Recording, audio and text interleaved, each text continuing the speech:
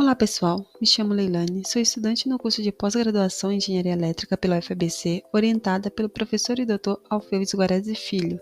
E nesse vídeo vamos realizar uma introdução ao MATLAB Simulink a partir da aplicação de controle PI em sistema fotovoltaico. Mas antes, é importante que entendermos um pouco do contexto do sistema que vamos trabalhar. Mas o que são os sistemas fotovoltaicos? Bem, os sistemas fotovoltaicos eles são cada vez mais usados, pois permitem transformar a energia solar em eletricidade de forma limpa e renovável. Porém, a energia solar ela não é constante, pois ela varia de acordo com a irradiância e a temperatura.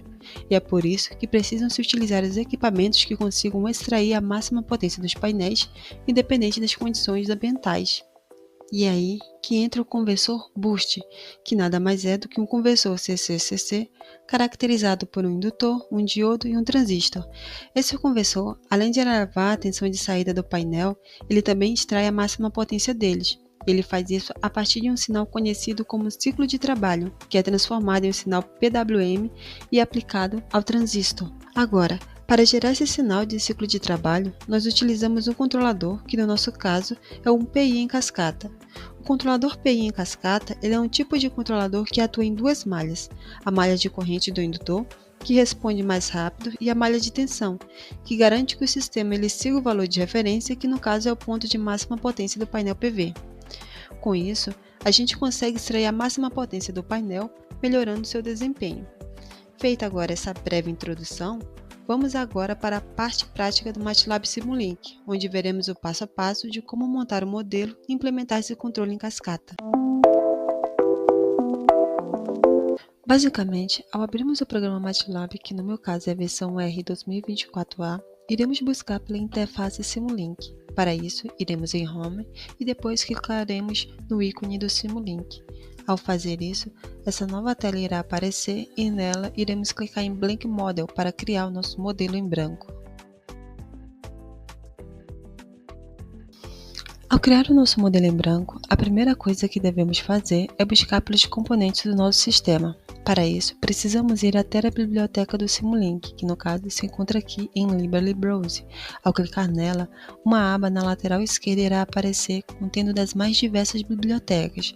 Porém, aquela que estamos buscando é a Simscape. Ao clicar nela, outra quantidade de bibliotecas irá aparecer, porém, aquela que estamos buscando mais específico é a Specialized Power System, e para podermos acessar ela, clicamos inicialmente na biblioteca Electrical e buscamos pela biblioteca Specialized Power System. Essa biblioteca encontramos diversos blocos, desde medição, desde componentes passivos, fontes, etc. Porém, antes de iniciarmos a coleta dos componentes pelas bibliotecas, precisamos colocar no nosso modelo em branco inicialmente o bloco PowerKey, sendo este bloco responsável pela simulação do nosso modelo. Então, é bem simples trazer esse bloquinho para cá, para a tela principal. Basta apenas clicar nele com o botão esquerdo, segurar e arrastá-lo. Neste primeiro momento, ao clicarmos nesse bloquinho aqui, nós iremos manter a configuração em tempo contínuo, dado que ele tem discreto, difasor e discreto fasor. Ok, já com esse bloquinho aqui, agora podemos voltar para a biblioteca e o primeiro passo é buscar pelo bloco do painel fotovoltaico. Para isso, nós vamos aqui em Sources e buscaremos pelo painel fotovoltaico, aqui denominado como PV Array, clicamos, seguramos e arrastamos para a tela principal.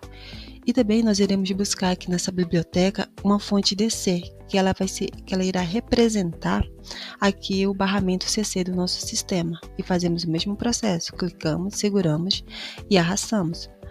Agora nós precisamos encontrar a biblioteca que contém o nosso medidor de corrente, que no caso a gente pode ver aqui em Sources and Measures, e ao clicar nele, o primeiro bloquinho que irá aparecer é o bloquinho medidor de corrente. Para isso, como feito anteriormente, basta apenas clicar com o botão esquerdo, segurar e arrastar para a tela principal. Os outros componentes que estão faltando é a nossa chave MOSFET e o nosso diodo. Nesse caso, nós iremos aqui em Power Electronics, apertaremos na biblioteca e buscaremos por esses componentes. E aqui encontramos o nosso diodo que iremos precisar e a chave MOSFET. que a gente encontra aqui abaixo da chave GBT. Feito isso, bastava agora apenas nós encontrarmos os nossos componentes passivos. Então, viemos aqui na biblioteca Passives, clicamos e buscamos pelo bloquinho Séries RLC Branch. Agora, com todos os componentes necessários para montar o nosso sistema, nós fechamos aqui por um tempo as nossas bibliotecas e iremos agora configurar cada uma desses componentes. Começando aqui pelo bloco do PV-Array, observe que ele recebe em sua entrada um sinal de radiância e um sinal de temperatura, fornecendo o valor de tensão do painel em sua saída. Esse bloquinho de saída aqui M, ele contém medições de tensão do meu painel, corrente do meu painel, o valor de radiância e temperatura aplicada, dentre outros. Ao darmos um clique duplo nele, uma nova aba irá se abrir e nela contém todas as configurações possíveis do meu painel, como por exemplo, aqui onde nós podemos definir o modelo que iremos utilizar, que no caso será o Sun et al. Com 80 watts de potência gerada. Para isso, nós clicamos aqui em User Define e colocamos a primeira letra do modelo, que no caso é S, e procuramos por ele.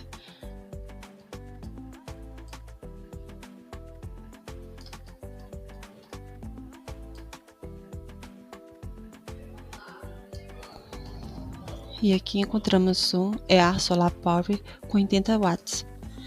Ao clicarmos nele e aplicar, observe que aqui os valores, as características desse painel mudou. Agora que a gente tem que a potência máxima que esse painel pode gerar é de 80 watts, a quantidade de células que ele tem é 36, a tensão de circuito aberto é de 21,9, a corrente de curto-circuito é de 5 amperes, a voltagem máxima que esse painel pode fornecer é de 17,7 e a corrente máxima do ponto de máxima potência que ele pode fornecer é de 4,52.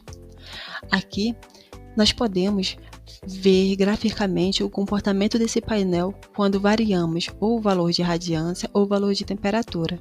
Aqui, se mantivermos o valor de radiância constante e colocarmos aqui os valores de temperatura desejada, como por exemplo 55 graus Celsius, e apertar em plot, ele irá devolver dois gráficos para a gente, sendo que um plot de corrente por voltagem e o outro de potência por tensão.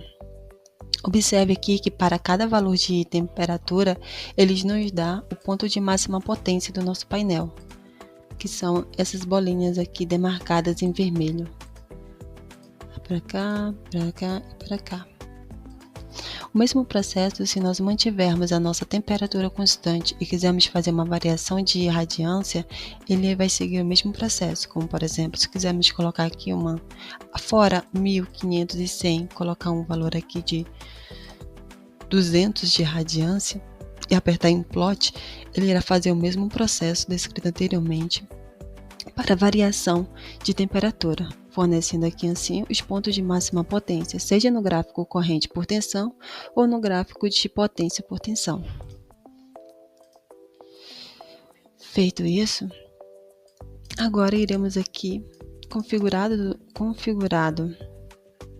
o nosso painel e colocando aqui a quantidade de string como 1 e a quantidade de séries conectadas como 1, apertamos em aplicar, damos OK e saímos dessa tela. Já está configurado o nosso painel PV. Agora, em séries RLC Branch, esse bloco aqui nos permite fazer uma série de comutações entre esses três componentes. Como no caso nosso conversor, ele precisa de um indutor e um capacitor. Inicialmente apertamos aqui em indutor. Aqui colocamos o valor dessa indutância como L, que será definida posteriormente, e aplicamos e depois apertamos em OK. Feito isso, nós já configuramos o nosso indutor e agora nós precisamos do nosso capacitor de entrada aqui do nosso painel. Para isso, nós podemos apertar Ctrl+C, Ctrl+V ou apertar com o botão direito do mouse e arrastar. Aqui nós iremos dar um duplo clique. Agora, em vez de ser um indutor, apertaremos em um capacitor e aqui mudaremos o valor da capacitância para CPV. Apertamos em aplicar e depois damos OK.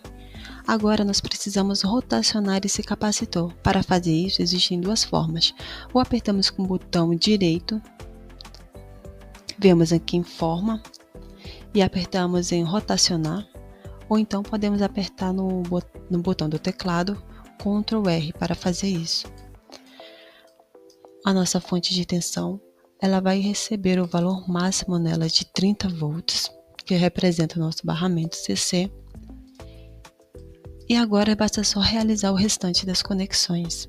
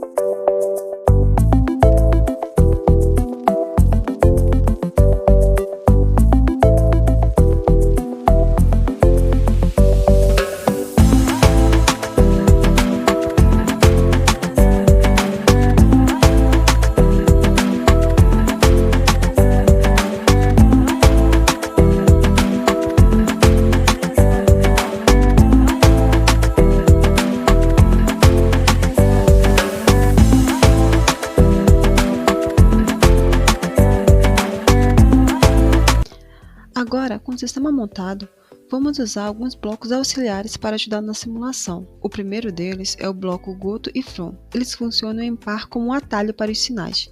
Nós podemos acessar esses blocos, assim como qualquer outro, indo em Library, como fizemos anteriormente, porém uma segunda forma de acessar esses blocos é dando um duplo clique na tela e essa pequena janela que irá aparecer. A partir dela, nós podemos pesquisar pelo nome do bloco, que no caso é o bloco Goto, e ele vai aparecer aqui automaticamente. Então só basta dar um clique e ele vai carregar e aparecer aqui. Bem, para cada bloco Goto existe um From associado.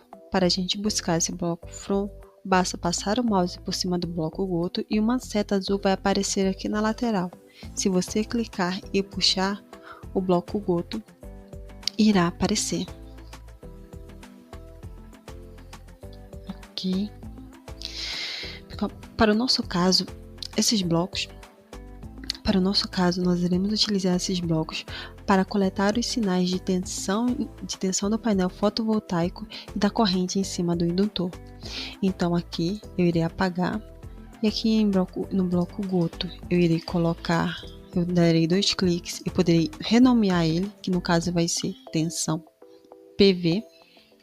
Eu irei aplicar e dar OK. Eu vou criar um outro bloco, vou copiar e colar, porém agora aqui vai ser para meu controle de corrente em cima do indutor. Então aqui eu vou colocar o nome desse bloco de IL. Como para cada bloco Goto existe um From associado, como dito anteriormente, basta colocar o mouse por cima e aqui no canto irá aparecer uma seta azul. Após isso, basta puxar e o nosso bloco PV From será criado. O mesmo processo a gente vai fazer com o bloco Goto da nossa corrente. A gente passa o mouse por cima, vem para o lado nessa setinha azul e puxa. Agora, antes de realizar as conexões, a gente tem que se lembrar que o nosso controlador que será aplicado ele é um controlador discreto. Então, iremos precisar de um bloco que discretize esses nossos sinais de tensão do painel e de corrente no indutor.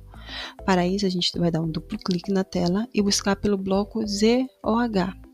Esse bloco é responsável por realizar discretizações e dando um duplo clique nele, aqui a gente tem o Sample Time. Nele, iremos colocar aqui o nosso tempo de amostragem será igual a TS. Definido ele, damos um OK, aplicamos e damos um OK. Aqui nos cantos do bloco nós podemos reduzir ou aumentar ele conforme a necessidade. Então, aqui para a nossa corrente no indutor, iremos colocar ele aqui na saída desse medidor de corrente e conectar ele na entrada do nosso bloco Goto de corrente. E pronto. Agora, para coletarmos o nosso sinal de tensão, nós podemos fazer de duas formas. Ou colocamos um medidor de tensão aqui em cima desse capacitor de entrada, ou nós podemos pegar esse valor disponibilizado pelo nosso bloco array. Para o caso de buscar nosso valor de tensão pelo bloco array, nós vamos precisar de um bloco chamado Bus Selector. Para isso, nós podemos dar um duplo clique de novo e colocar o seu nome do bloco, Bus Selector. Aqui nós conectamos ele na saída N, dando um duplo clique em cima desse bloco, essa janela aqui irá aparecer contendo as informações. Aqui em elementos de saída, nós vamos eliminar esse sinal 1 e sinal 2. E o que queremos aqui entre tensão do painel, corrente no painel, corrente do diodo, radiância e temperatura que esse bloco fornece, nós iremos querer apenas a tensão em cima do painel fotovoltaico. Nós apertamos em adicionar as saídas, aplicamos e damos um OK. Feito isso, basta só conectar o bloco Goto na saída do bloco Bus.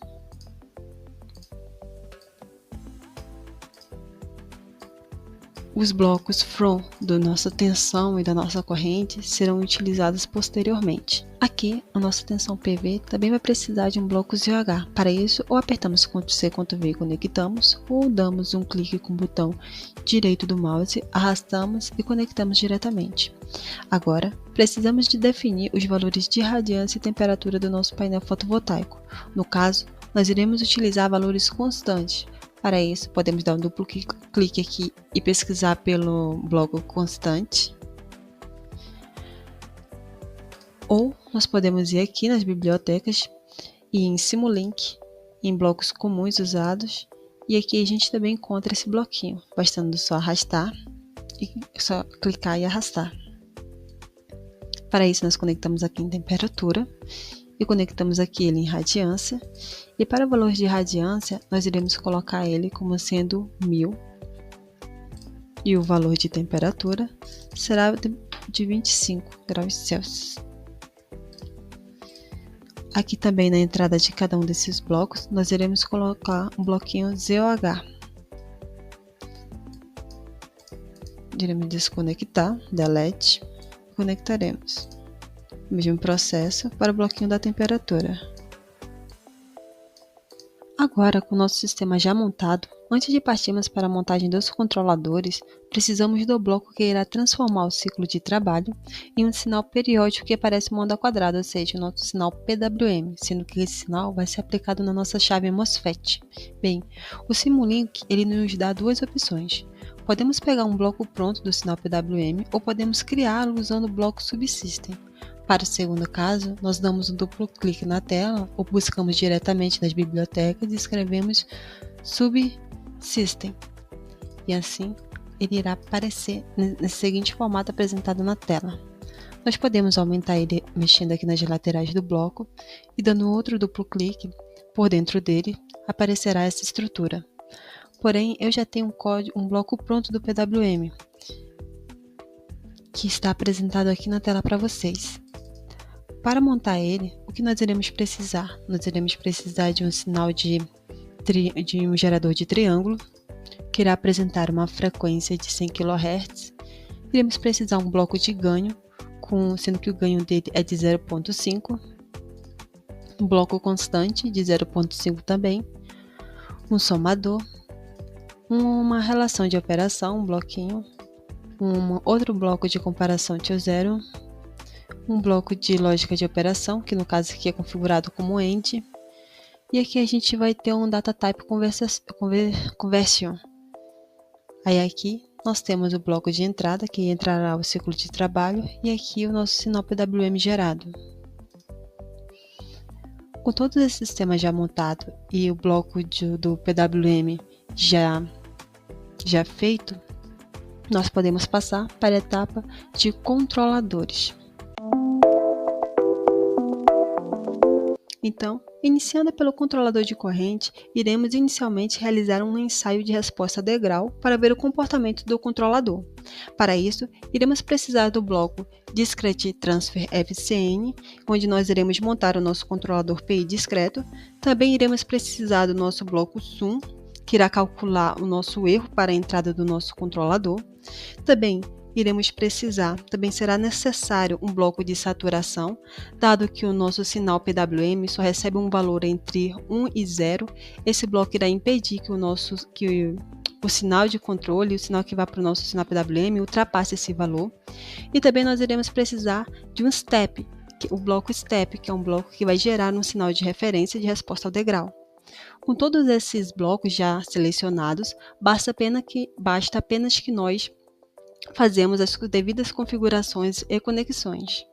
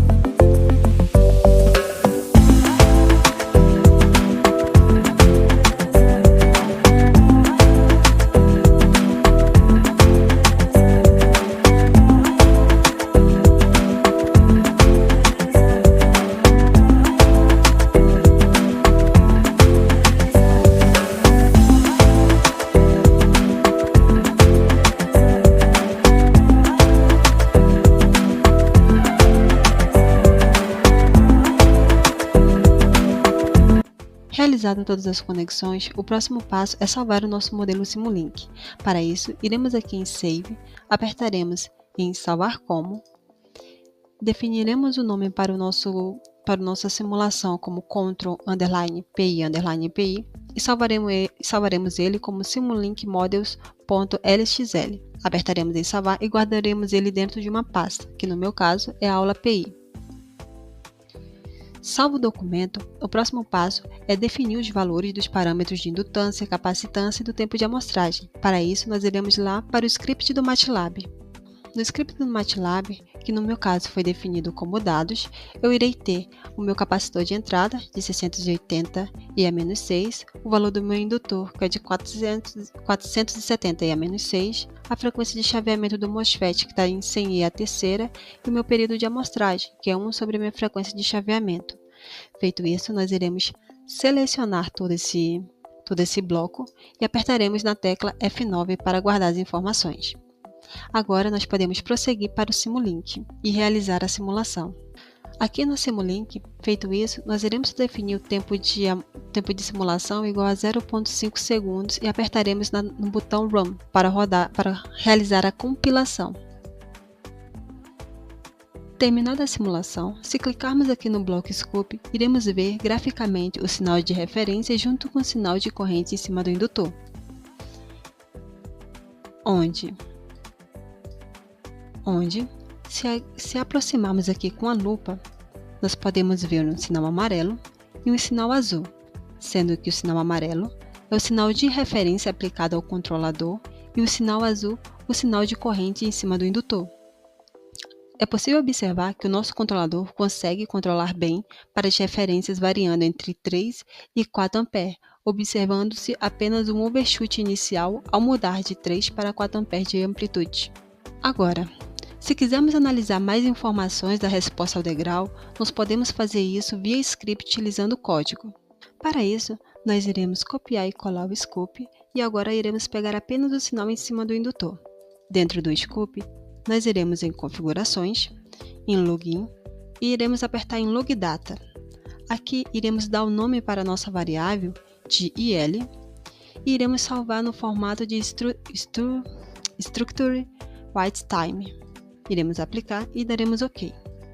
Feito isso, nós iremos lá no script do MATLAB para rodar a simulação de modo a obter as informações de resposta ao degrau da nossa corrente no indutor. Aqui, no trecho de código que fala informações de resposta ao degrau para controle de corrente, iremos passar na linha 9 o nome que foi dado ao nosso modelo Simulink, e aqui o sistema irá de pegar o tempo que foi utilizado, pegar os valores do nosso IL e dividir o tempo que nós queremos. Depois disso, será realizado um Step Info, onde será fornecido informações sobre a resposta ao degrau. Então, selecionamos toda essa seção e apertamos na tecla F9. Com isso, o programa irá rodar lá na nossa simulação e irá nos devolver as informações necessárias. Terminada a simulação, ele irá nos devolver informações com relação ao nosso tempo de subida, o nosso tempo de acomodação, o nosso overshoot, dentre outros. Finalizado o nosso controlador de corrente e visto que ele consegue seguir bem a referência, nós iremos agora fazer o nosso controlador de tensão, que basicamente irá seguir todos os passos descritos anteriormente para o controle de corrente. Porém agora, o nosso controle de tensão, em sua saída, ele vai fornecer a corrente de referência. Então, no lugar aqui desse somatório, onde nós temos um step, será introduzido a saída do nosso controlador de tensão.